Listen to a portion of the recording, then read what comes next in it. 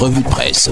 Nous sommes le jeudi 21 juin 2018. Madame, monsieur, bienvenue à la revue de presse sur ITFM 103 avec le concours de MBF Média Production présenté par Ghislain Kongank. Démarrons par le journal L'Anecdote qui titre à la une crise anglophone. Le plan Marshall de Paul Biya, près de 13 milliards de francs CFA pour la reconstruction de la zone anglophone et la prise en charge des déplacés. Tout ceci est à lire à la page 3 du journal L'Anecdote. Toujours avec ce journal, à la page 2, Elecam, le chef de l'État instruit l'accalmie. Eh bien, direction donc page 2 du journal L'Anecdote pour plus de précisions. Toujours avec ce journal à la page 9. Cette fois-ci, on parle de pathologie avec 6000 nouveaux drépanocytaires par an. Question de santé. Fédération camerounaise de football FECAFOOT, toujours avec l'anecdote. Les raisons du report de l'Assemblée générale sont livrées à la page 10 de cette édition. Baromètre communautaire, nous sommes à la une. Crise anglophone également, peut-on lire. 13 milliards de francs CFA pour reconstruire le nord-ouest et le sud-ouest Cameroun. Le président de la République, Paul Biya, vient d'ordonner la mise en œuvre d'un plan d'assistance humanitaire d'urgence pour relever les deux régions en proie à une instabilité socio-politique depuis novembre 2016. Le gouvernement espère ainsi ramener les quelques 21 000 Camerounais de ces régions qui ont trouvé refuge au Nigeria pour fuir la violence. Les projets et actions programmés dans les deux régions en 2018-2019, direction page 3 du journal Baromètre communautaire. Partenariat public-privé à la page 2 de ce journal, encore 10 ans avec Eneo au Cameroun. Mon Dieu!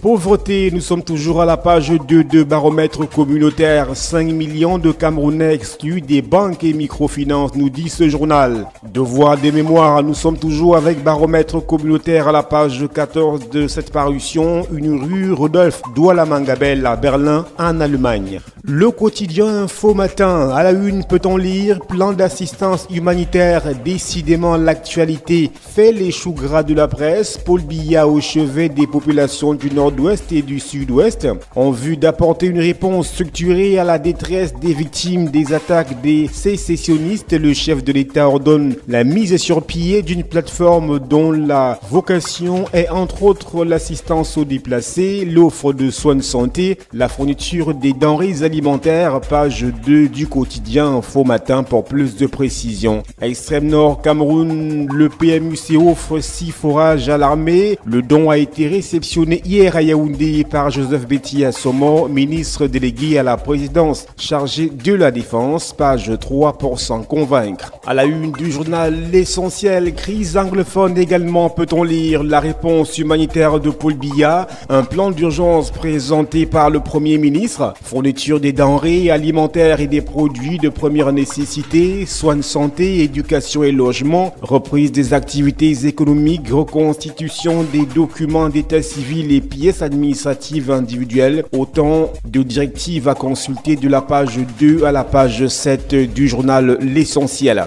Fédération camerounaise de football, toujours avec l'essentiel. La FIFA instruit le report de l'Assemblée générale. Comment cela se fait? Direction page 15 de ce journal pour en lire les arguments et surtout les motivations. Mutation, lui aussi ne déroge pas à la règle. Nord-ouest et sud-ouest, l'effort de guerre imposé à l'élite sur instruction du chef de l'État. Un fonds de solidarité estimé à 12,7 milliards de francs CFA vient d'être créé. Ministres, directeurs généraux, sénateurs, députés, maires appelés à cotiser en plus des financements publics. Les forces vives de ces deux régions donnent le coup d'envoi ce jour à Yaoundé.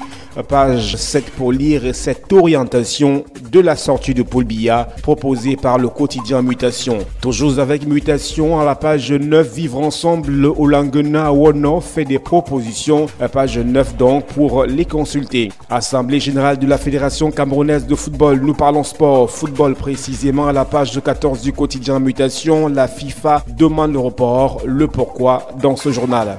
Et Singan à la une, Laurent Esso contre Akeremouna, la coalition contre Fotso vole en éclats, page 2 pour en lire les tenants et les aboutissants de cette confrontation. Chantier du complexe sportif d'Olembe, Campicini maintient la grogne sociale, page 12 pour plus de détails sur cette situation confuse qui met à mal l'organisation de la Coupe d'Afrique des Nations 2019 par le Cameroun. Batienga, une messe d'action de grâce pour faire désordre, page 3 pour en savoir davantage. Rassemblement démocratique du peuple camerounais, nous sommes toujours avec Essingang, duel des éléphants dans la Sanaga maritime, page 4 pour en savoir plus.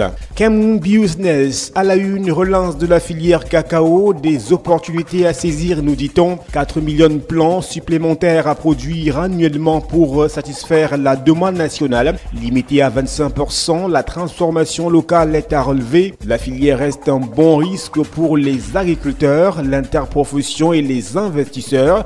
Page 12 et 13 des Cameroun Business pour plus de précisions sur cette question agricole. Transformation du manioc toujours avec Cameroun Business. Une usine s'implante à l'Est Cameroun. Page 4 pour plus de détails. Voilà, madame, monsieur, c'est la fin de la revue de presse sur ITFM 103 présentée par Ghislain Koungang avec le concours de MBF Média Production.